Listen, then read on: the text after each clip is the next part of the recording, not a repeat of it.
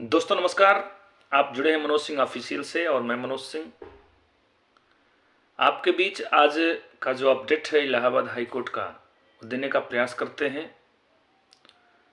और ये भी बात बता देना चाहते हैं कि आज नहीं तो कल गजट प्रकाशन होगा ही और NIS डीलेट वैलिड होगा ही।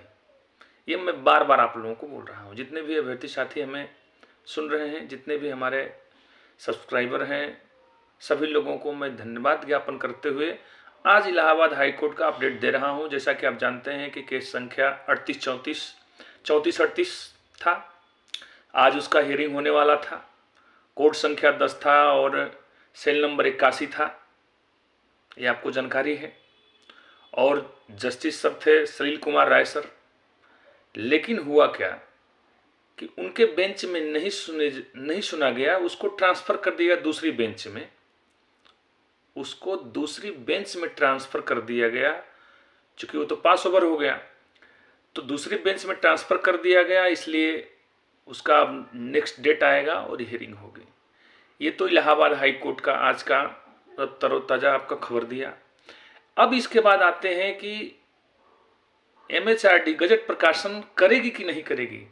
देखिए, गजट प्रकाशन होगा ही, ये तो निश्चित है कि गजट प्रकाशन आज नहीं तो कल होगा ही। और आप जानते हैं कि नंदन सिंह बोहरा जी के द्वारा जो दिल्ली में हाई कोर्ट में जो हुआ है गजट प्रकाशन के लिए MHRD, NCT, NIS तीनों पर हुआ है और वो पूरे भारत का हेड ऑफिस है। वहाँ पर भी हम लोग केस दायर कर चुके हैं। तो वहाँ पर भी अभी उसका डेट नहीं आया है। इसे आपको केस नंबर मैंने परसों नरसों दिन बता दिया है, लेकिन उसका भी हियरिंग होगा। और ये जो इलाहाबाद हाई कोर्ट में जो हुआ है इसका भी हियरिंग होगा।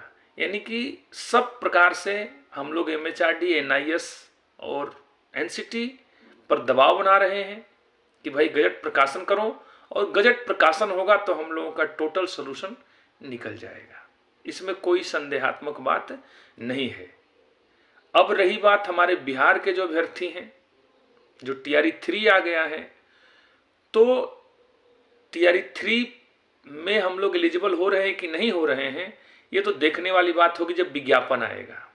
उससे पहले जो बिहार में सक्षमता परीक्षा चल रहा है, जिस पर चर्चा हो रहा है, आपको याद होगा कि 70,000 फोल्डर ही गायब थे। तो उस फोल्डर जिसका फोल्डर ही नहीं है वो कैसे सक्षमता परीक्षा देगा, ये भी बहुत बड़ा प्रश्न है। इसलिए फोल्डर का भी खोज किया जा रहा है। और जो फर्जी हैं, फर्जी शिक्षक अब कैसे सक्षमता परीक्षा दे पाएंगे। अच्छा, इसके बाद जो टीचर हैं वो सक्षमता परीक्षा देने के लिए तैयार नहीं है, क्योंकि उसमें पूरा डॉक्यूमेंट्स लगेगा, बहुत हार्ड क्वेश्चन होगा।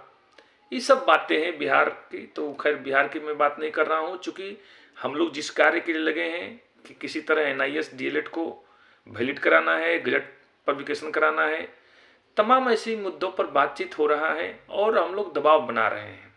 ठीक है, अभी तक का जो भी प्रोसेस हुआ उस प्रोसेस में जो भी आपको समझ में आ रहा है किसके द्वारा किया गया, नहीं किया गया, कहाँ तक पहुँचा, नहीं पहुँचा, ये सब आप लोग खुद समझदार हैं। मैं ज़्यादा बात नहीं करूँगा। हाँ, इतना ज़रूर कहूँगा कि आप लोग बिल्कुल अभी भी पॉजिटिव रहना है, नेगेटिव नहीं रहना है। मैं बार बार बोलता हूँ, बार बार कहता हूँ कि आपको हमेशा नेगेटिविटी की ओर नहीं जाना है। और जितने भी BPSC TRE 3 की प्रिपरेशन कर रहे हैं वो अपना प्रिपरेशन करते रहिए। जब एडवर्टाइजमेंट आएगा उसमें जो है देखने वाली बात होगी, दिलचस्प वाली बात होगी कि आखिर उसमें NIS को मौका मिल रहा है कि नहीं मिल रहा है।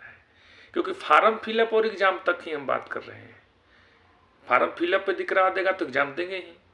अब रही रिजल्ट की बात, तो रिजल्ट तभी संभव होगा जबकि आप वैलिड हो जाएंगे। ठीक है, यही सब बातें कहना था। बाकी काम चल रहा है, आप लोग अस्वस्थ रहिए। आज नहीं तो कल सफलता निश्चित ही मिलेगी। जय हिंद, जय भारत, धन्यवाद।